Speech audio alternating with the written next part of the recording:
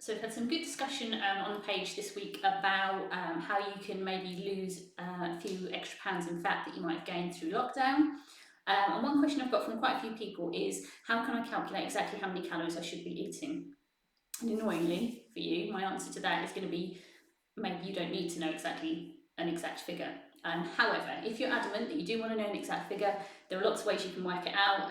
Hundreds of different calorie calculators online, okay? And some of them will just ask you for your weight, some are going to ask for your weight and your height and your activity levels and all these different things. So have a look online at one of these many calculators, or have a look at a few and see if they give you similar figures. The thing you need to bear in mind with all of that is it's only ever going to give you a best guesstimate, an estimate kind of figure.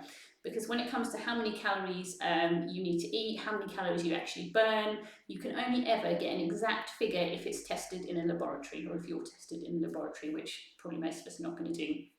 The other thing to bear in mind, if you are going to go down the calorie counting route and you do use a calculator or something to work out a figure for you, you need to be specific and you need to stick to it. So if you're going to go down that route, you're going to need to weigh and measure every single thing you eat to make sure that you're able to, stick to those figures. Otherwise, there's not really a lot of point doing it.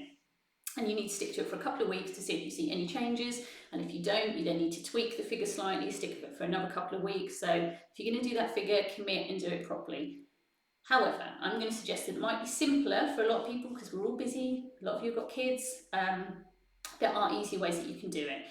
You can do it by making some really simple changes to what you eat on a daily basis without having to kind of drive yourself mad with counting everything. So I'm going to give you some examples just based on some of my clients' food diaries for the last couple of weeks of like simple changes you could make. So if you have looked at my post on the last couple of days, you might remember that in order to gain an extra pound in weight, you need to eat around about 3,500 excess calories. And to lose a pound in weight, you need to be in around about 3,500 calorie deficit. Okay, so that's the magic number.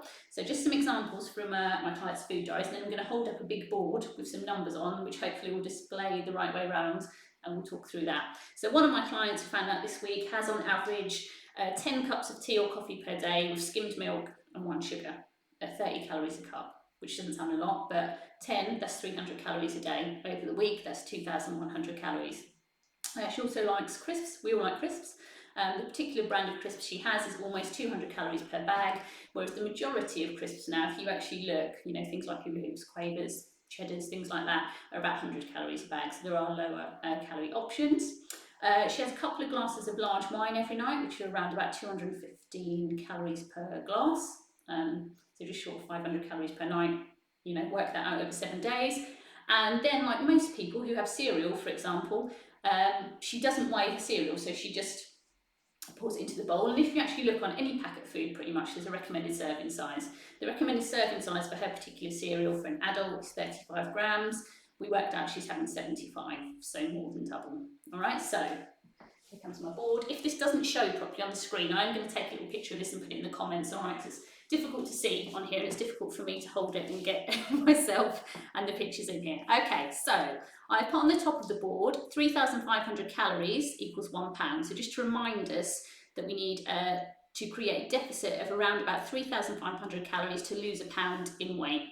Okay, so currently over on this side, we've got her 10 cups of tea per day with skim milk and 1 sugar, 2,100 calories a week. Her crisps, 1,260 calories per week. Her wine, 3,010 calories per week. So the wine alone is almost enough to gain or lose a pound. And her cereal at just over double the amount, 2,023 calories per week. So then on the other side, I've got what she could change. All right, so bear with me, I'm balancing on one leg here. She could change her 10 teas to 5 teas. All right, so she literally cut that calorie figure in half. Maybe she replaces the other 5 teas with fruit tea or something which has barely any calories, or just some water. Crisps, if she swapped her nearly 200 calorie a bag crisps for ones that are around about 100 calories a bag, that's just 560 calories.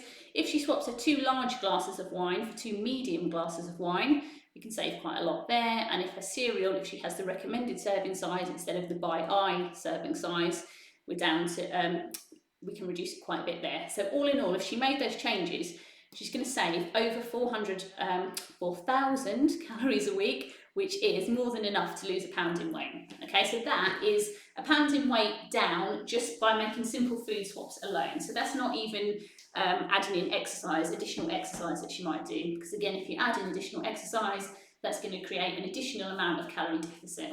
Okay, so the two things combined is easy to make to drop more than a pound a week without having to do anything crazy. You know, she's still got 2 glasses of wine a night on here. She still get her crisps. She can still have chocolate. I would never tell any of my clients to do anything that I wouldn't do myself. I'm not cutting out alcohol. I'm not cutting out crisps or chocolate. I like those things, but what you need to do is just to start doing a little bit of research. Okay, all the information is out there for you. If you want to know how many calories are in something, Google it. It's that simple. It's all there. Don't cut out the things you love, but just make better choices. Learn to read the labels a little bit. Go for the lower calorie option.